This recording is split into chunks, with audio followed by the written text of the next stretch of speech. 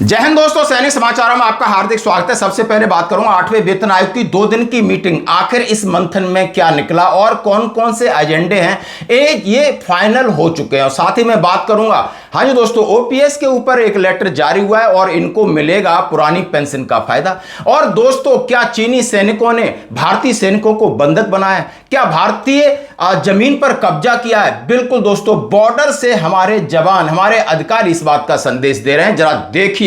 और मैं बात करूंगा, भारतीय सेना के अध्यक्ष जनरल धीरज शेष साहब ने शोक संवेदना व्यक्त की है। आखिर किसके लिए? शहीदों के लिए। और यह था सैनिक धर्म की बात। अब आइए मैं बात करूंगा, यानी हमारे देश के अंदर क्या हो रहा है। राम मंदिर के अंदर दान की चोरी करोड़ों की, और वहां पर बैठे हुए संत हैं या उनके पुजारी हैं, उनकी नीति और नियत की बात करूंगा। नेताओं की बात करूंगा जो सामने हनुमान जी को भारतीय जनता पार्टी का झंडा लेकर नचवा रहे हैं, मैं इनकी बात करूंगा। यह सोचना होगा। अब आम जनता की बात करूं, उसके अंदर 30 लोग जवान मतलब जानवर बन करके एक 13 साल की बच्ची के साथ दुष्कर्म करते हैं।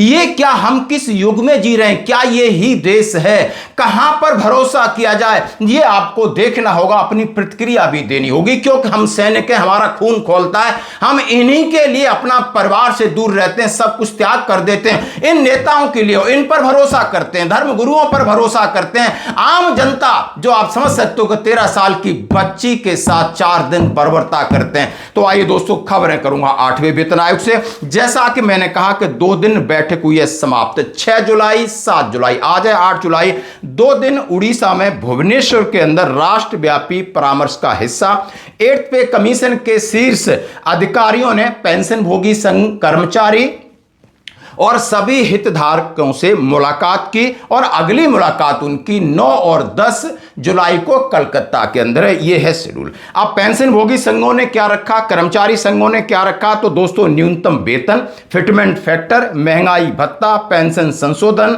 और भत्ते और सेवा शर्तों पर कई 2 दिन लगातार बैठकें हुई। यानी इन मुद्दों पर उन्होंने कहा है अपनी अपनी प्रतिक्रिया, अपनी सिफारिश मेमोरेंडम और मीटिंग में दी। जब पत्रकारों ने 8 से पीसी के अधिकारियों से बात करनी चाहिए तो उन्होंने कहा है, मैं इन मुद्दों की नहीं, मैं कॉमन मुद्दों की बात कर रहा हूं। जैसा कि उन्होंने कहा है कि हमारा जो परामर्श का अभियान है कई राज्यों से गुजर रहा है और वहां पर बात हो रही है कि फिटमेंट फैक्टर को बढ़ाना। इस बार इस बात पर ज्यादा जोर दिया जा रहा है कि फिटमेंट फैक्टर को बढ़ाना, न्यूनतम वेतन है 18,000, इसमें बड़ा संशोधन करना, महंगाई भत्ते को विलय करना और न्यूनतम मजदूरी की गणना के लिए यानी परिवार इकाई में बदलाव करना। सबसे बड़ी बात है, न्यूनतम मजदूरी की गणना के लिए परिवार इकाई यानी अभी जो 3 है यूनिट, उसको 5 की बात की जा रही है, 4.5 की बात की जा रही है। ये बड़ा मुद्दा है, उन्होंने कहा है। और पेंशन की समीक्षा करना, भत्तों में सुधार करना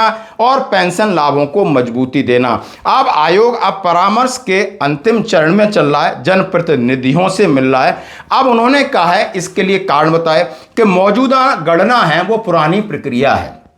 यानी अभी जो चल रहा है 7वें वेतन आयोग तक, ये 50 साल पहले की प्रक्रिया है। आज के जीवन यापन की लागत के फॉर्मूला और उसका आधार को बदलना चाहिए। उन्होंने कहा है सही स्वास्थ्य देखभाल, शिक्षा के खर्च, और उन्होंने कहा है बढ़ती हुई पारंपरिक संरचनाओं, मुद्रास्फीति को लेकर बेहतर ढंग से प्रतिबिंबित किया जाए, पेंशन में सुधार।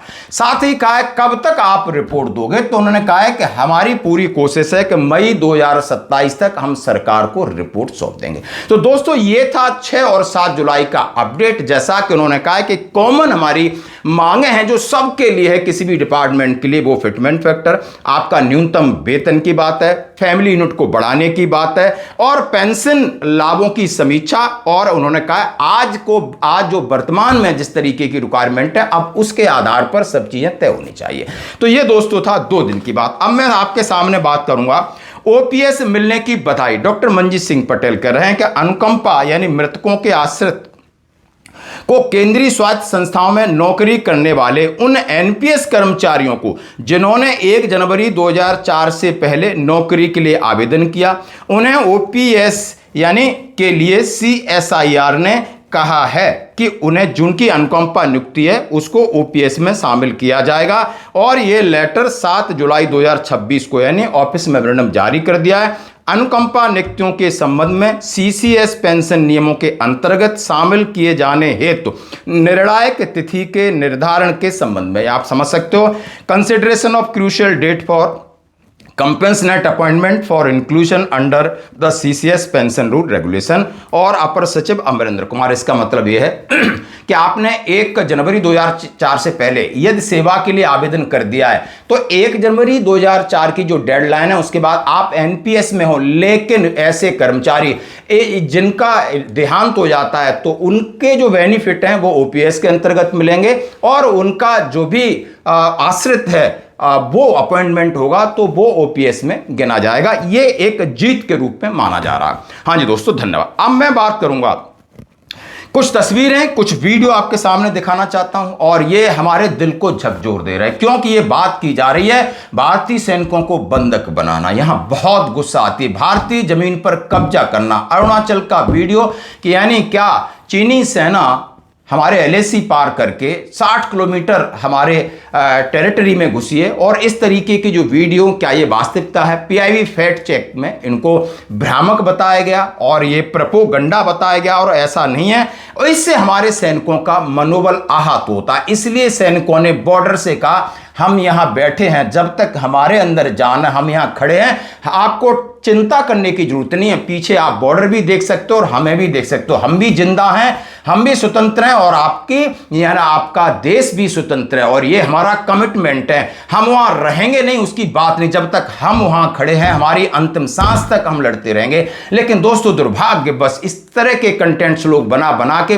कई सोशल मीडिया पे भ्रामक चीजें डाल रहे हैं और इसी का फायदा पड़ोसी देश इसको उठाते हैं। तो दोस्तों ये एक भ्रामक चीज थी, बिल्कुल गलत है, ऐसा कुछ नहीं। ये वीडियो अमरनाथ यात्रा के हैं या मणिपुर के अंदर जो इंटरनल प्रॉब्लम्स हैं उसके वीडियो को एडिट करके डाला गया है। ये पूरी तरीके से निराधार है। तो दोस्तों हेलो एवरीबॉडी, जय हिंद जय भारत। सो 2-3 दिनों से आप ये खबर सुन रहे होंगे कि जो चाइना है वो इंडिया के लगभग 60 किलोमीटर अंदर आ चुका है और उनकी सेना अंदर आ चुकी है। तो मैं आपको बता दूं कि ये पूरी तरह से फेक न्यूज़ है। हालांकि जो समझौते हमारे बीच हुए थे भारत और चीन के बीच, तो अरुणाचल और सिक्किम जैसे जो हमारी बॉर्डर एरिया हैं उनमें कहीं कहीं क्या फेंच नहीं लगी हुई है। तो क्या होता है उसमें हर महीने में या दूसरे तीसरे महीने में जो डोकलाम समझौते के बाद, तो उसमें क्या होता है कि पैरामीटर जाते हैं, एटीपी पेट्रोलिंग ऐसे जाते हैं जिसमें चाइनीज सेना के बंदे भी आते हैं और इंडियन आर्मी के बंदे भी अंदर घुसते हैं ताकि वो पेट्रोलिंग करके आते हैं क्या चल रहा है क्या नहीं चल रहा है करके। सो जो ये अपने कंटेंट को इतना बढ़ावा चढ़ावा करके जो ये भारत के लिए ये सब कह रहे हैं वो हमारे बीच से ही हैं। सो इस न्यूज़ से दूर रहें और ये पूरी तरह से फेक है। आप बात करूंगा हमारे 2 योद्धा वारंट अफसर बल्लभ सिंह और हवलदार चंद्रमोहन सिंह, यानी मणिपुर ड्यूटी के दौरान सर्वोच्च बलिदान। भारतीय सेना शोक संतप्त परिवारों के प्रति गहरी संवेदना प्रकट करती है और इस घड़ी में उनके साथ खड़ी है। यह संदेश है भारतीय सेना की तरफ से, हमारे बॉस की तरफ से, सेनाध्यक्ष जनरल धीरज सेठ साहब की तरफ से। जैसा अब ये बात थी, इन्होंने कुर्बानी दी राष्ट्र धर्म के लिए और राष्ट्र सबसे पहले, यानी खुद से पहले राष्ट्र। अब आइए, इस राष्ट्र लोगों से बनता है और अलग अलग कम्युनिटी की बात करूंगा मैं, आज नेता की बात करूंगा मैं, इसके बाद धर्म गुरु जो तथा कथित हैं, जो जिस तरीके से इन्होंने मंदिर के अंदर दान चोरी किए, यानी करोड़ों लोगों की आस्था के साथ खिलवाड़ किया है, अपना घर बना रहे हैं, अय्यासी कर रहे हैं। दुर्भाग्य की बात है, मैं हमेशा कहता हूं कि ये लोग भगवान से बिल्कुल नहीं डरते हैं और जो भगवान के चरणों में बैठ कर ये सिर्फ लोगों को डराते हैं जो हजारों किलोमीटर दूर चल के आते हैं और वो चंदा देते हैं, अपना आस्था प्रकट करते हैं। लेकिन आस्था का इस तरीके से हनन होता है, इस तरीके से कुठाराघात होता है तो हृदय छलनी हो जाता है, दर्द होता है कि आखिर आप भरोसा किस पे रखें। यानी ये बात को लेकर कांग्रेस भी हमलावर है और आपको सबको पता होगा। यहां पर आप देख सकते हो भारतीय जनता पार्टी के नए अध्यक्ष हैं नवीन जी, और वो जा रहे हैं, उनका स्वागत हो रहा है। उनकी गाड़ी के सामने बीजेपी का झंडा है और हनुमान बन के एक पात्रता कर रहा है, नाच रहा है। कितने शर्म की बात। और ये वहां हमेशा बात कहते हैं कि हिंदू देवी देवताओं का आदर और सम्मान होना चाहिए, और आपके सामने आपकी नाक के नीचे ये हो रहा है। क्या संदेश जाता है इससे कि आप लोग भगवान से बड़े हो? और ये बात सत्य है, मैं कठोरता से कह रहा हूं कि नेता ही भगवान हैं। लोग भी उन्हीं के पीछे घूम रहे हैं, लोग भी मान रहे हैं वो भगवान सिर्फ गरीबों को डराने के लिए और चंदा वसूली के लिए एक धंधा रह गया है क्या? आपको इसके ऊपर प्रतिक्रिया देनी होगी, क्योंकि देश सुनना चाहता है। सैनिक को एक दर्द होता है, क्योंकि इन्हीं के लिए वो जान देता है। एक और बड़ी एक गंदी सी घटना, जहां पर गंगानगर की घटना है। एक छोटी बच्ची मात्र 12 से 13 साल, एक ऑटो वाला उसको 4 होटलों में बिक्री करता है, उसके साथ निर्मम तरीके से उस हैवानियत होती है दोस्तों। वो चीज देखा नहीं जा रहा है। अब लोग उसको, जिन लोगों ने इसके साथ किया है, पुलिस उन्हें पकड़ के रोड पे ले जा रही है, मारपीट कर रही है। आखिर इन्हें क्या मिला? कितना दर्द है, क्या है इनके अंदर? ये लोग मंदिर में भी जाते होंगे, ये लोग दान भी करते होंगे, ये लोग अपने आप को पता नहीं क्या मूल्यवान समझते होंगे, लेकिन ये जानवर से भी गए गुजरे हैं। अब मैं बात करूंगा, हाँ जी दोस्तों, और ऐसी बातों के ऊपर बहुत सारे तथाकथित बाबा हैं। मैं एक बाबा की बात कर रहा हूं, वो कह रहा है, धर्मेंद्र शास्त्री जी की बात कहूंगा, बिल्कुल नाम लेके कह रहा हूं। उनसे पूछा गया कि आप पर्चा निकाल दो कि राम मंदिर में किसने चोरी की। बोला मैं क्यों पर्चा निकालूं, जब मैं नाम ले दूंगा तो वो मुझे ही निपटा देंगे, मैं क्यों नाम लूं? तो फिर आप नाम गर्लफ्रेंड और बॉयफ्रेंड का लेते रहिए किसी का। मतलब आपने भी गरीब आदमी के ऊपर ही अपना काम करना है। आपकी ये जो आपके अंदर जादू है, या आपकी आस्था है, या आपका भगवान, फिर आप कहते हो कि नहीं, कि हान लाभ जीवन मरण जस अपदस विदेहात। आप दुनिया को बोलते हो कि क्या लेके आए हो, जब आपको मरना होगा तब मरना होगा, हान लाभ सब प्रभु के हाथ में। और फिर आप कह रहे हो कोई वो बंदा हमें टपका देगा। आप डर भी रहे हो, दुनिया को दूसरा ज्ञान दे रहे हो। यानी आपकी बातों में कितना विरोधाभास है, कैसे भरोसा किया जाए? इसका मतलब आपको यदि भगवान के ऊपर भरोसा नहीं, आप झूठा आश्वासन देते हो। भारत का कानून तो ऐसे ही मकड़ी की जाले की तरह, भारी चीज निकल जाती है, छोटी फंस जाती है।